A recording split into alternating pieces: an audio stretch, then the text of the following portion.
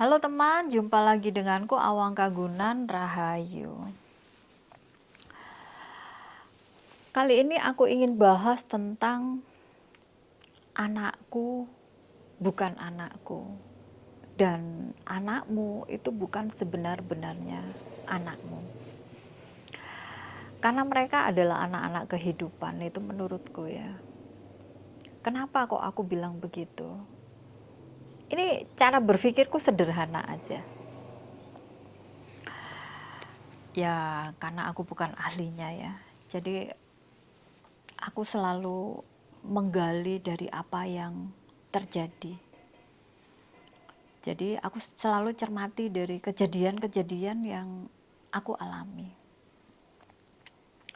Oke, sekarang anak. Menurutku ya, ini bisa berbeda dengan orang lain ya. Dan ya semoga aman ini obrolan ini apa yang aku sampaikan ya. Tidak mencederai orang lain di luar sana. Ini menurutku. Anak ya itu adalah titipan, bahasanya kan begitu, anak itu adalah titipan. Tapi mungkin yang lebih tepat, anak itu adalah bagian dari tugas kehidupan kita. Maksudnya piye gitu. Oke, contoh aku aja ya.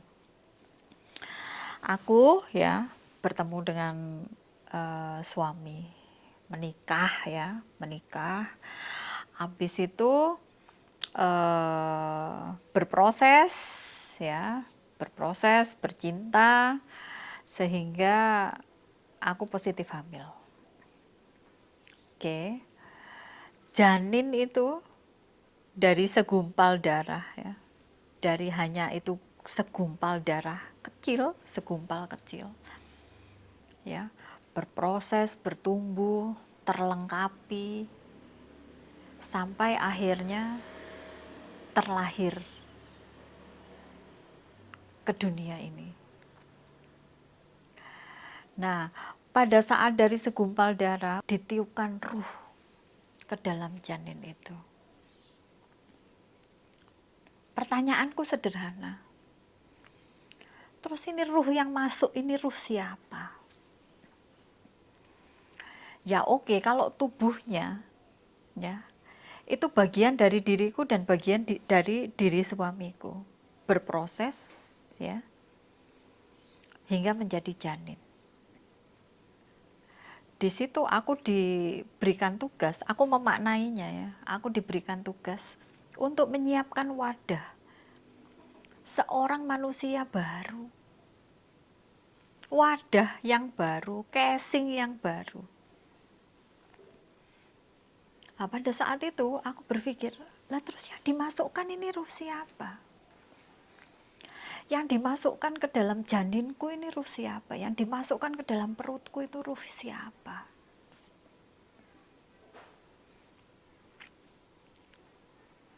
Apakah dia bagian dari diriku atau dia bagian dari suamiku? Kok aku nggak yakin pada saat itu.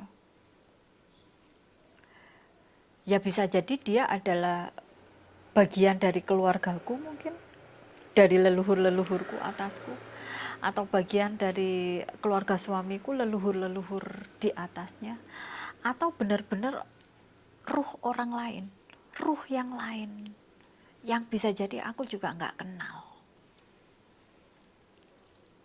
yang nggak aku kenali di kehidupan sekarang. Itu awal pertanyaanku. Jadi mulai dari akhirnya berproses berkembang sampai dengan saat ini. Jadi ketika ada seseorang datang ya ke studio curhat, Bun anakku yang ini begini, anakku yang ini begini. Kalau yang ini itu aku banget, kalau yang itu ono banget. Bukan aku banget dan segala macamnya. Jadi nggak harus, anak itu nggak harus sama dengan kita, orang tuanya. Karena kita juga sama-sama nggak ngerti yang dimasukkan itu ruhnya siapa. Apa saja yang terjadi sebelumnya, apa saja yang terjadi di dalamnya. Jadi tugas kita adalah menyiapkan wadah. Ketika bayi itu terlahir di dunia, tugas kita adalah menjaga, merawat, bukan membesarkan ya. Menjaga, merawat, menjadi perantara kebaikan semesta. Lewat apa? Lewat tangan kita. Membersamai, memberikan pendidikan terbaik, memastikan bahwa dia baik-baik saja. Sampai kapan tugas itu selesai? Sampai anak itu sudah siap untuk menjalani kehidupannya sendiri. Maksudnya piye menjalani kehidupannya sendiri? Ya iya, biar dia menjalani tugas-tugas kehidupannya. Karena bisa jadi tugas kehidupan kita dan tugas kehidupan dia itu sangat berbeda. Biar sampai dia siap menjalani tugas kehidupannya sendiri, sampai dia siap menjalani pilihan-pilihannya sendiri, ya, sampai dia siap menjalani proses pembayaran karma-karmanya sendiri. Jadi anak itu nggak harus sama persis kayak kita, enggak. Bisa jadi sangat berbeda. Ada kasus yang begini. Di keluarganya itu nggak ada yang dalang. Tiba-tiba anaknya itu jadi dalang. Dari kecil itu udah bisa dalang. Ada yang di keluarganya itu nggak ada sejarah jadi seorang pebalet. Tiba-tiba anaknya lahir dari kecil udah berprestasi jadi pebalet. Jadi pianis sejak kecil. Ya mungkin sebagian orang juga akan bingung ya kok bisa ya, kok bisa ya. Tapi kalau kita memahami ini, mulai ada pertanyaan. Terus siapa ruh yang dimasukkan ke dalam janin kita itu? Siapa ruh yang dimasukkan ke dalam perut kita? Mungkin itu sedikit membantu agar kita lebih tercerahkan.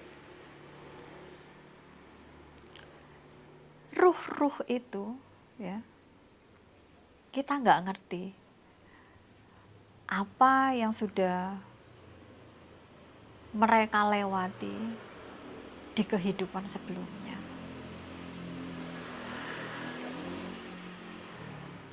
Level kesadaran terakhir yang dimiliki oleh ruh itu.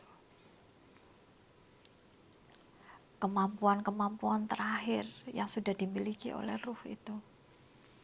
Kecerdasan-kecerdasan lain yang sudah dimiliki oleh ruh itu.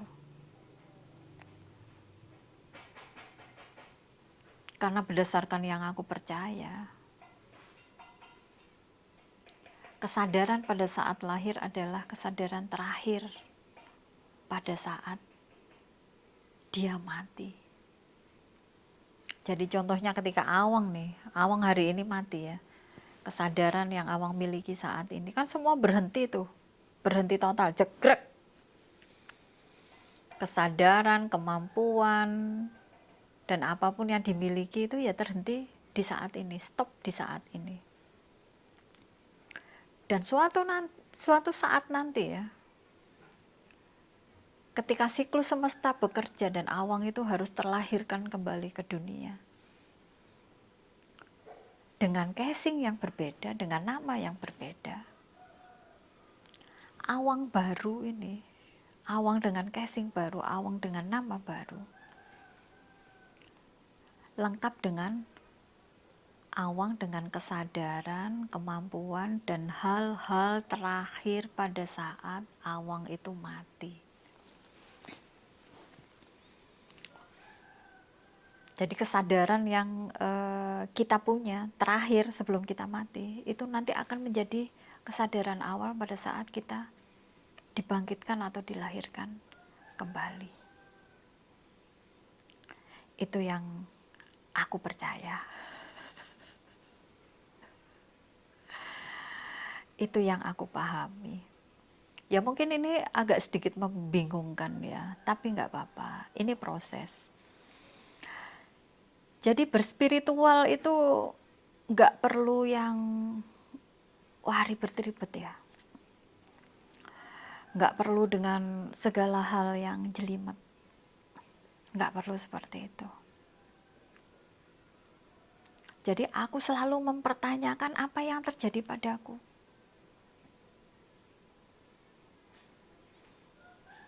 Aku selalu menggali, mengkaji apa yang aku alami.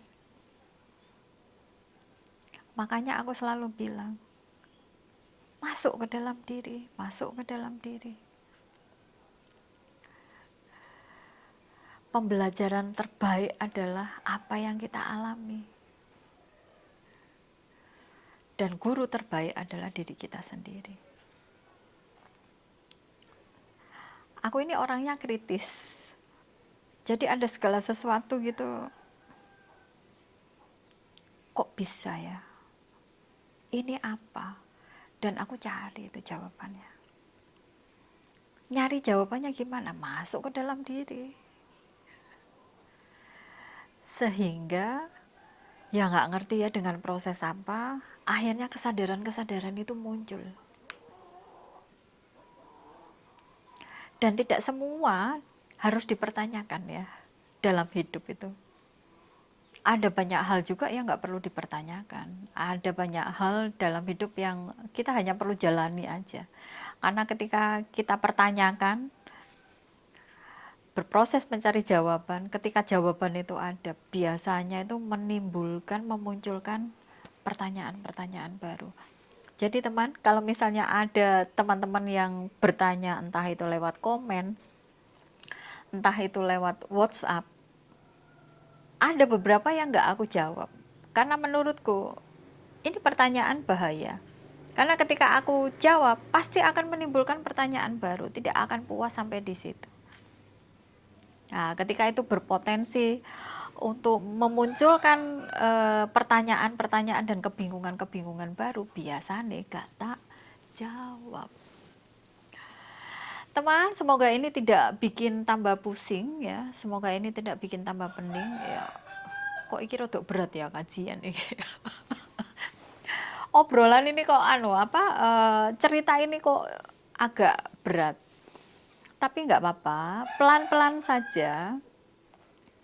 Ya, ada baiknya kita belajar tentang ilmu kehidupan ya. Ada baiknya kita nggak berkutat dengan urusan duit, finansial, dan apapun yang ada di sini ya.